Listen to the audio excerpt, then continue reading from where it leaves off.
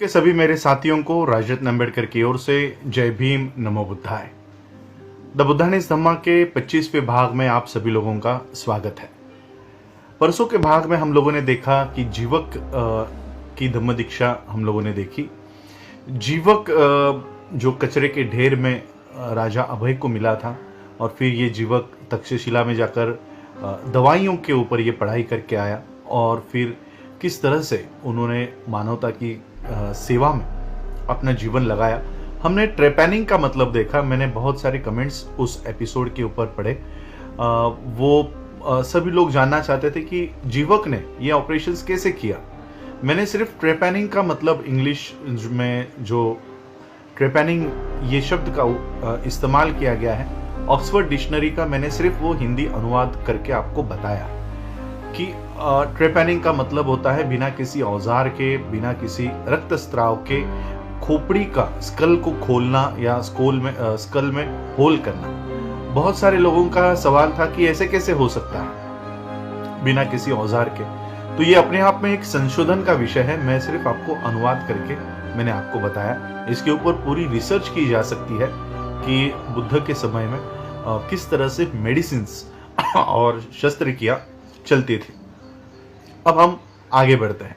आगे देखते हैं तथागत बुद्ध जब अपनी चारिका कर रहे थे, चारिका करते करते वो कुरु देश में अपने संघ के साथ, बड़ी मात्रा में उनके साथ उनका भिक्षुक संघ था और फिर वो कुरु देश में चारिका और भिक्षा के लिए वो चारिका कर रहे थे। तो चारिका करते करते वो थुल्लकोटिता नाम के जगह पर वहां पर आके रुके।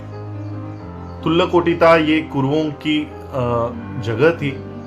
कुरुओं को जब पता चला कि तथागत बुद्ध ये थुल्लकोटिता में रुके हुए हैं, सभी कुरुवासी ये तथागत बुद्ध को मिलने के लिए गए। उनको प्रणाम किया, वंदन किया, आदर उनको दिया, आदर-तिथ्य दिया और सभी लोग एक ओर बैठ गए। एक ओर बैठने के बाद तथागत बुद्ध ने उन्हें अपने सिद्धांतों के बारे में समझाया, धम्म के सिद्धांतों के बारे में समझाया और सारे धम्म के सिद्धांतों को जानने के बाद वो कुरु और कुरुओं में जो उनके मुखिया हुआ करते थे ब्राह्मण, वो खड़े हुए, तथागत बुद्ध को नमन किया, श्रद्धायुक्त आदरयुक्त उन्होंने नमन किया और फिर वो वहां से चल दिए।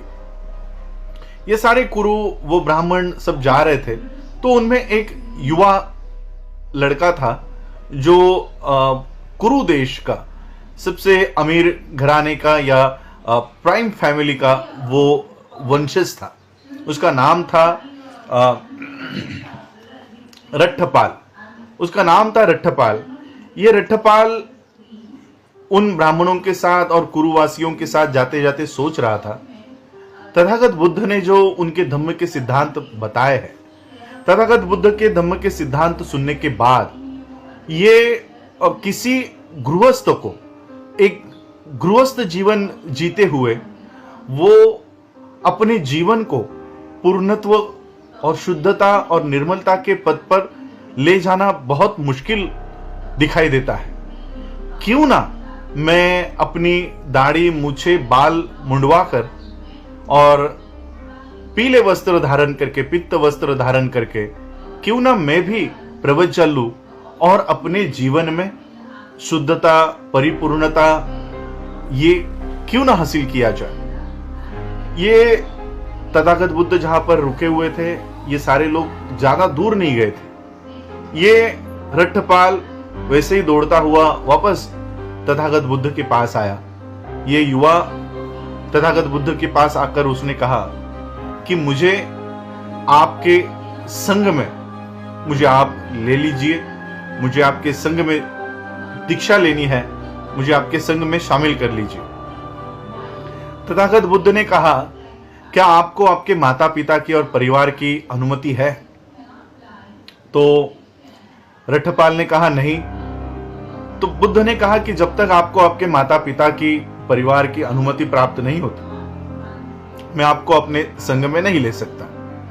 तो रट्ठपाल ने कहा कि ठीक है, मैं अपने माता पिता से आपको यह अनुमति लाकर दे दूंगा। और फिर ये रट्टपाल अपने घर गया और जो भी हुआ वो सारा उन्होंने अपने माता पिता को बताया। और रट्टपाल ने अपने माता से कहा कि मुझे आप अनुमति दीजिए ताकि मैं ये गृहस्थ जीवन छोड़कर मैं प्रवज्जा पवज्जा धारण करके मैं तथागत बुद्ध के भिक्षुक संघ में शामिल हो जाऊं। उनके मां ने कहा कि हम आपको ये अनुमति नहीं दे सकते, अभी आप जवान हो, आपके खाने पीने खेलने कूदने की आयु है, आप खाओ पियो मजा करो। ये घर से बेघर होके आप कैसे जिंदगी जियोगे? आप बचपन से ही ऐश आराम की जिंदगी आपने जी है, ये प्रवज्जा लेने के बाद आपको मुश्किलों का सामना करना पड़ेगा। ऐसे मुश्किल जिंदगी को आप कैसे जी सकते हो? हम आपको ये अनुमति नहीं दे सकते। और फिर रट्टपाल के माताजी ने उन्हें वो परमिशन नहीं दी, अनुमति नहीं दी। दूसरे बार भी उन्होंने पूछा, दूसरे बार भी उन्होंने अनुमति नहीं दी। तीसरे बार पूछा, उनके माता ने कहा कि जिस दिन तुम्हारा देहांत हो जाएगा उस दिन तो हम सब लोग दुख में डूब जाएंगे, तो उस समय दुख में हम लोग डूब जाएंगे। तो आज जब तुम जिंदा हो तो आप हमारे पास रहो, हमें आपका आनंद लेने दो, सुख लेने दो, बेटे का सुख हमको लेने दो।